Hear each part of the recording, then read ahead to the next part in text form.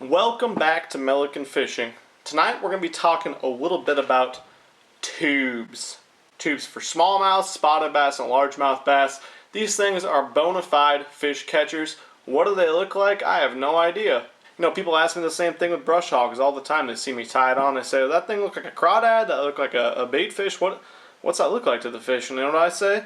Looks like food. That's all that matters. You know, you can tie on something super natural, the most natural looking crawdad bait or bait fish bait next to this thing, and this guy will outfish him 5-to-1 a lot of times. It's just a very, very great looking profile for a fish, and it matches a ton of different types of forage. Been super successful for so many decades, and they come in all shapes and sizes. I got a lot of rigs that I'm going to show you tonight. You know, some of them are super basic and everyone knows about and fishes them. I'm going to show you the colors and the rigs exactly how I like them. Some of them might not be known quite so well, so I'm going to dig into those as well and give you guys a little bit of what I think are secret rigging methods. So let's dive into those. Also, thanks a ton for watching that video with Joe jumping into that 45-degree water. He about got hypothermia and died for your viewing pleasure, so if you don't check it out, it's pretty low of you. Anyway, let's dive into some of these rigging methods. Also, tonight's video brought to you by Sam Adams Rebel Rouser IPA. Macrobreweries suck, but if you're going to drink a beer from a macrobrewery, it might as well be an IPA, and it might as well have 8.4% alcohol. Alright, rig number one. We're going to get super, super basic. This is what I would consider a rig for smallmouth bass when they're around rocky habitat. Just a basic rig, generally what I start with. This is a poor boy tube. Any 4-inch tube with a lot of salt in it is what I love. Here's the head, just a basic standard jig head for tubes. I use a couple different sizes. I use a really small one that's like 1/8 of an ounce, maybe even a little bit lighter than that. I pour these myself like I did in the jig video I made. If you want to check out how to pour your own baits, right over here.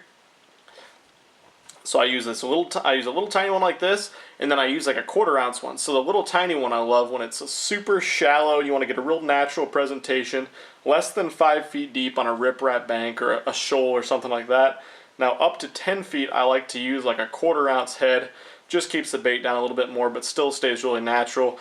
I don't fish Great Lakes around here. Obviously, I live in Nebraska. I don't have 30 feet of water and 5-foot waves. You know, if I did, I guarantee I'd be throwing a 1/2, 3/4 ounce, 1 ounce even, like a lot of these guys do. This is what I use. I catch a ton of bass on this.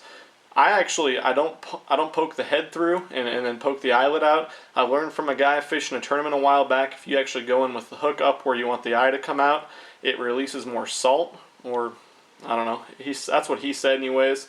And I think it does. You know, it beats the head up more.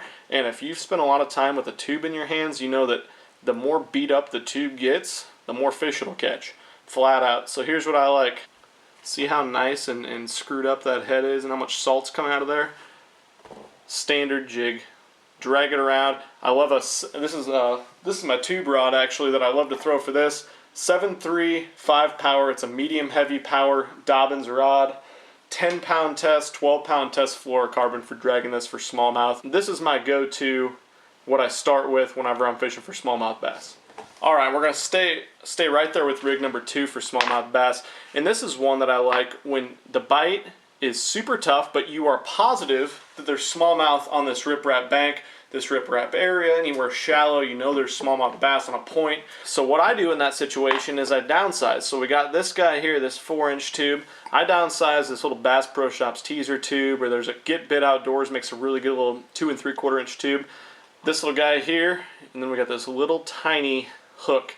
And I actually catch a ton of fish on this. I've never straightened one out, even on a big smallmouth. So same deal with this guy. So we got a little tiny tube here. Little tiny hook on him. This little 1/0, I think it's a 1/0 hook, matches it just right. You know, obviously you can catch a largemouth on these things too. So I say they're smallmouth. This is what I fish when I'm going for smallmouth. You can catch a big largemouth on it just as easy. But there it is, right there, the finished product. My brother-in-law, Potates, he's a real beauty. He can attest for me. We had a situation where there was a bunch of fish busting on shad, big balls of shad pulling through this creek. And I could not get them to come up and hit a topwater or fluke or crankbait or anything. Drugged this little tiny tube underneath them and caught 3 or 4 real solid fish. That's for you, Potates.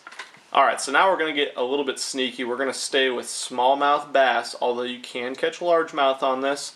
You're going to take your regular 4-inch tube. We're going to slide an ear plug.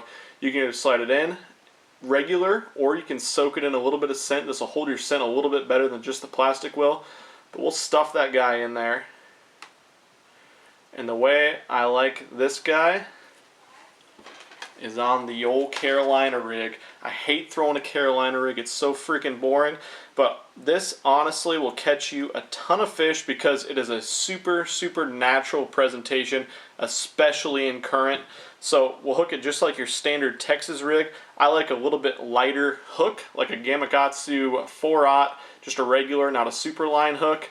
And the great thing about this is that earplug will float that up off the bottom, which is, I throw it regular when it's a rocky bottom, but when it's a grassy bottom area and you want this tube pulling up off the bottom, awesome, awesome presentation that a lot of guys don't take advantage of, especially with that earplug in there. That foam earplug is all it takes, and the hook still collapses really nice on that because it's foam, you know. It'll hold a lot of scent, and obviously it'll stand up your tube and make it flow a little bit more natural through the water column, and it'll keep it up out of the grass when the lake's loaded with grass. Alright, so from the Carolina rig, we're going to go to another sneaky little rig that I don't think enough guys use. We're going to use that same basic Carolina rig setup. I really like to use a high quality ball bearing swivel for this. 6 cents makes a great one. That's the one I like to use. About 18 inches of line, and I like a nice big hook. This is when I like this really big 5-inch tube. You know, they say it's a 4-inch tube. This is a Snack Daddy tube. Poor Boys also says this is a 4-inch tube, so you tell me which one is 4 inches. I don't know. But anyways, huge tube, big profile. So we're going to hook it again. We got this big hook, extra wide gap in this big tube. Treat it just like a regular Texas rig. Bring it out. We're going to make it nice and expose it, make it nice and weedless. This guy is awesome around grass beds and around bedding fish. So it'll pick off a ton of bedding males when you need a bite, when there's a ton of fish on beds from around, and I work it just like a fluke. So I'll twitch it, twitch it, twitch it, let it pause for a second, and then keep twitching it. What'll happen is this bait will dart side to side. It'll walk the dog real nice underwater, which is an awesome action. But then when you stop it, and you can do this on grass lines, or you can find big holes in grass, if you've got a real defined hydrilla edge or something like that with holes in it, if you stop this thing, it'll just back and forth. The big ones freaking love it. You know, and I really like the ball bearing swivel for this because it'll keep your line from twisting a whole bunch. I tried, you know, I've messed around with this with different rigging methods. I tried adding a little 1/16 or 1/8 ounce bolt weight ahead of this, and it just pulls it down too much. It makes it sink straight down. You want it to be just the weight of the ball bearing swivel, and let this guy work. Natural, supernatural action. Definitely will put more largemouth in the boat for you. Of course, you'll get your occasional smallmouth too, but this is a serious largemouth rig around grass. Alright, so here is my dragon rig. So this one is a Texas rig tube, just a basic 4-inch tube. You can do it, of course, with a smaller 3-inch tube or a bigger 5-inch. My buddy Kyle's going to kill me for this. This is Kyle's stupid tube rig that he whooped our butts with at the Ozarks. Eagle Claw Shaw Grigsby hook. Great for hookup ratio, and it also keeps your tube from tearing apart too bad. So you're just going to basically, you know, Texas rig this. I like a 1/4 to a 3 ounce weight for dragging. Unpegged, that's super important. So I don't peg this hook.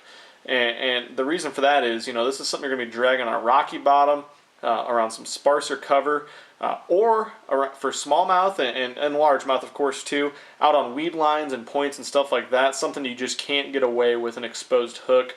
So this hook's awesome because it's got this little clip in there. I don't know if it's going to focus in and let you see that, but the clip will actually hook down into the plastic and hold it up there, and it's tough to see just how it hooks in there. But once that's in there, you get this tube doesn't want to pull down. And so not only does it not ball up on the hook, but you can catch 2 or 3 more fish per tube on each bait, which is awesome. Again, I like an unpegged weight, so when they pick that tube up, they don't feel the weight of the weight, and they'll just swim off with it a lot of times. You can even, and it's like I said, you're going to expose it, so you can fish this thing around some brush, not super heavy cover, but just an absolute killer. Kyle proved that, whooped our butts with it the last couple of days in the last few videos. Check those out if you haven't. But this is another super basic rig, but a great hook and rigging method that not a lot of guys are using. And to take this rig one step further, here's another awesome little rig you can use. Put that bullet weight on there and add a little brass ticker or any type of little bead on there above that. This is good for when there's a little bit of stain in the water. So here you go. You got this Texas rig tube. It's a lot more profound underwater, but it will click every single time you hit that, and every time you twitch your rod, it will click against that tube. And it's just something, in muddier water, I usually do this with like a black and blue or a green pumpkin and orange type tube that can really draw them in, but you want a natural presentation like a tube. That's just an awesome way to draw them in and increase the strike zone and get fish from a further range. Alright, so we're going to get real basic again. You hear a lot of guys talk about flipping a tube. So flipping a tube around heavy brush, or docks or anything like that, we get back to a straight shank flipping hook. This is like the most basic way to fish a tube, but still super effective. When you drop a tube down, it has a lot more of a spiraling action than a lot of different baits and like a jig or something like that. But pretty simple here. You got this 6 cents peg stopper. To me, it's the best peg stopper on the market. It pinches down the line really hard, so you don't have to redo it all the time. You got your straight shank flipping hook and a bullet weight. I like a 3/8, half, quarter ounce, whatever. Match it up to the different depth that you're fishing.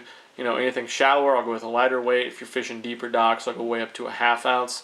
So you're going to rig it, just like any other Texas rig. I don't take a very big bite out of it when I go, maybe 1/4 of an inch. And I like a big, wide gap flipping hook for this. This is the Berkley Fusion hook, 5/0. To me, it's just been a great straight shank flipping hook. My favorite that I've ever used, honestly. And the price is really right on these. Tubes are notorious, flipping tubes and Texas rig tubes, for losing fish. And so I like to use that as big, wide of a gap as possible. So there it is. You Texpose it, work it through there. And you can get this thing in and out of a lot of different types of cover, all the way up until you start punching mats. This thing will flip around any brush pile, lay down, stuff like that. Killer, tried and true bait. If you want to gain confidence in a flipping bait, it's a great place to start. Alright, so we're done dicking around here. It's time to show a super secret rig that's awesome for bedding bass. I've never used it for any other tactic. I'm sure that it would probably work for other types of fishing, but for bedding bass, the old Alka-Seltzer trick. This one's a little bit of an urban legend, but I assure you it will work for largemouth and smallmouth. I like to do it with a 4-inch tube with an exposed hook. If you're fishing for bedding bass that are in super thick grass, maybe go to that Texas rig that we talked about, but all you need, a little Alka-Seltzer tablet. We're going to break up little tiny pieces, as small a piece as you can, so it reacts a little bit faster, and we're going to stuff them right into the tube as far as you can get them up in there. Check this out. I think this wouldn't make a bass go crazy on a bed. So you work it around a little bit, they're looking around and checking that bait out. Maybe a little part of the tablet falls out. But watch this when the bait starts going crazy.